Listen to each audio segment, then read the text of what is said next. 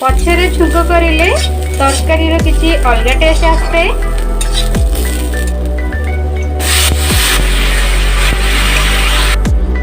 नमस्कार, मु सोना आपण मानक स्वागत करुछि आपण मानकर प्रिय चैनल सोना रोसई को। जदि आपण मानक मोर रेसिपी भल लागुछि तो मो चैनल को लाइक शेयर एंड सब्सक्राइब मध्य करबा को जमा भी भूलिबेनी। आज मु आपण मानक बिना पियाज रसुण रे छतु आंबुल बेसर तरकारी तैयारी करिबा सिखेइबी। चलंतु हमें एबे स्टार्ट करिबा।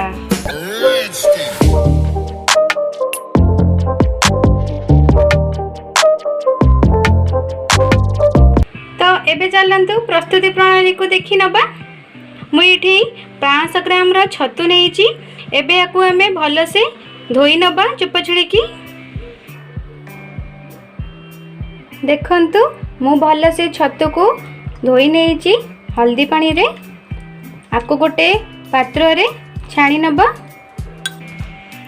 देखंतु भल से मु धोई नेइची।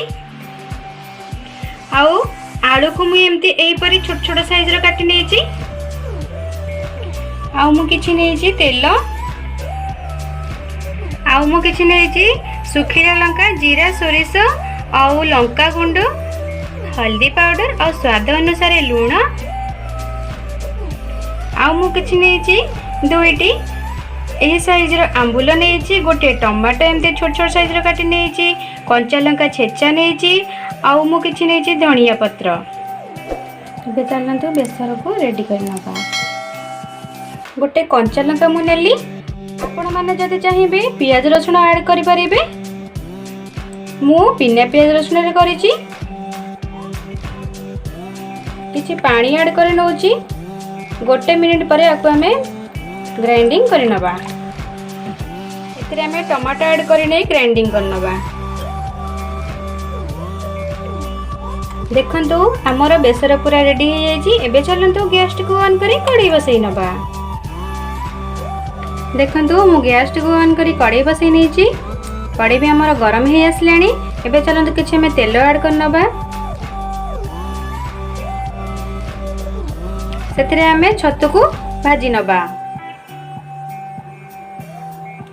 गरम हे आसलानी। एबे छतु को हमें ऐड कर नबा।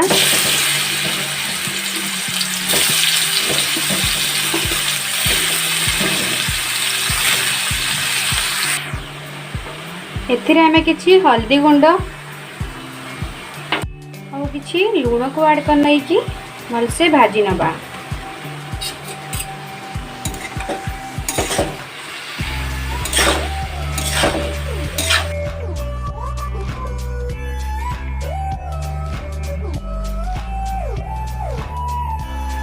देखंतु छतुर केमती पानी बाहरुची। आमे आको गैस को हाई करी नबा। पानी को मारी दबा। देखंतु हमर छतुर एबे पानी सब मरी जाईची। छतु भी हेई आसलानी। एबे आमे आको गोटे पात्र को काढी नबा। देखंतु छतु को मु काढी साला परे भी कड़े रे किछि तेल रही जाईची। आमे सेथिरे आउ किछि तेल ऐड कर नबा। सेही कड़ाई रे मु तेल किछि ऐड कर नेली। देखंतु तेल पूरा हमर गरम ही आसलानी। एथिरे हमें टमाटो जीरा सोरिष पेस्ट को ऐड कर नबा।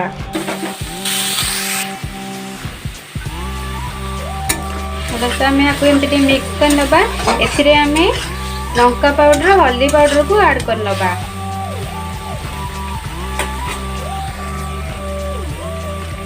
किछि हल्दी पाउडर ऐड करली।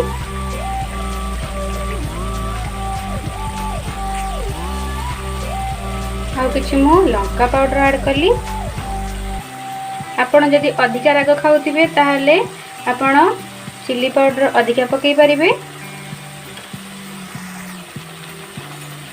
आपको भलो से हमें मिक्स कर नबा।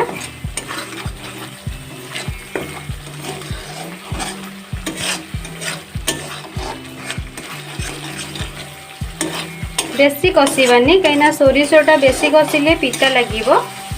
एथिरे हमें किछि पानी ऐड कर नबा।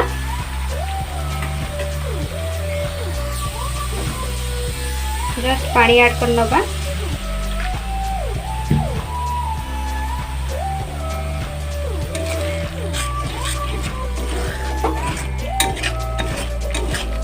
देखंतु हमर मसला हे आसलानी एथिरे हमें काटी रखिथिबा आलू को ऐड करनबा। आलू ऐड करनबा। आपण माने जदि चाहिबे आलू को भाजी परिबे नहले एमती भी करि परिबे। छतु बेसर आंबुल तरकारी करबा पई बहुत कम समय लगी थे आउ बहुत कम समय रे भी बहुत टेस्टी भी होते।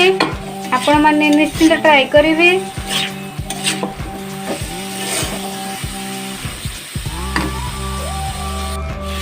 देखंतु एबे हमर आलू टिके हे आसलानी एथरे हमें पानी ऐड करनबा।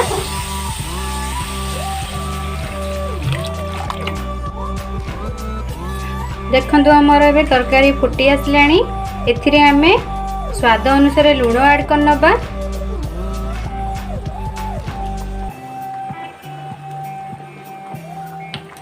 आउ एथिरे हमें आंबुल को भी ऐड करनबा।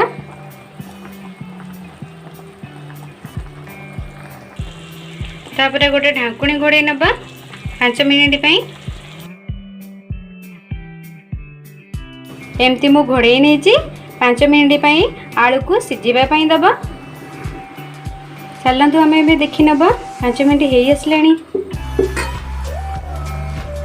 चलंतु हमें एबे देखि नबा हमर आलू सिझी आसलानी कि नहीं। आलू भी हमर सिझी आसीची। एथिरे हमें भाजी रखिथिबा छतु को ऐड करनबा।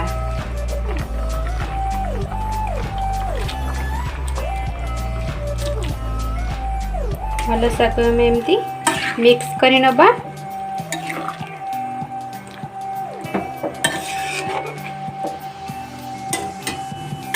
देखंतु हमर केते कलरफुल देखा जाउची हम तरकारी छतु आंबुल बेसर तरकारी। आकु हमें लो सीम रे रखि नबा। आ हमें ढांकुणी घोड़े नबा 5 ରୁ 10 मिनिट पर्यंत।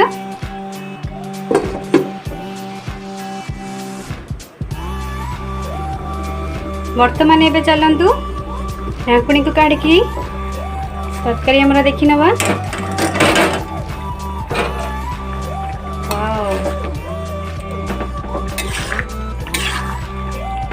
देखंतु हमर एबे तरकारी हे आसलानी। आकु हमें गोटे पात्र को काढ़ी नहीं कि आकु हमें छुंको करि नबा। देखंतु मु गोटे पात्र को तरकारी एमती काढ़ी नहीं छी। आउ मु कड़े की पानी रे भल से धोई नहीं कि एमती कड़े बसे नहीं छी। मु एथिरे किछि तेल ऐड करछि। अल्प तेल दबा काहे कि हमें तरकारी स्टार्टिंग बेले हमें तेल ऐड करथिले। हमें खाली छुंको करबा लगी अल्प तेल ऐड करबा। देखंतु हमर तेल गरम हे आसलानी एथिरे हमें सुखिला लंका को ऐड करनबा।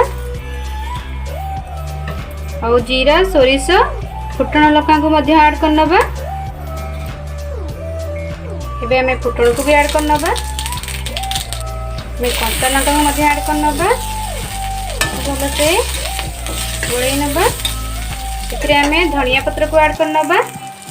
धनिया पत्र को ऐड करनबा। एमती भल से टिके भाजी नबा। पछरे छुंको करिले तरकारी रो किछि अलगा टेस्ट आस्ते।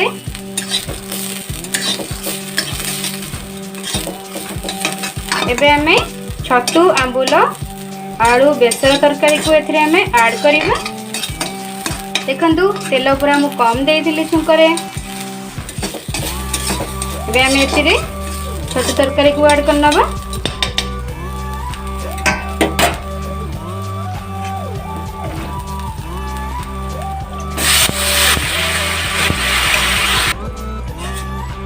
देखंतु हमर छतु तरकारी पूरा रेडी हे गला। एबे चलंतु हमें गोटे पात्र को काढ़ी नबा। एबे देखंतु हमर गरमा गरम छतु आलू आंबुल बेसर तरकारी पूरा प्रस्तुत हो जाइछि।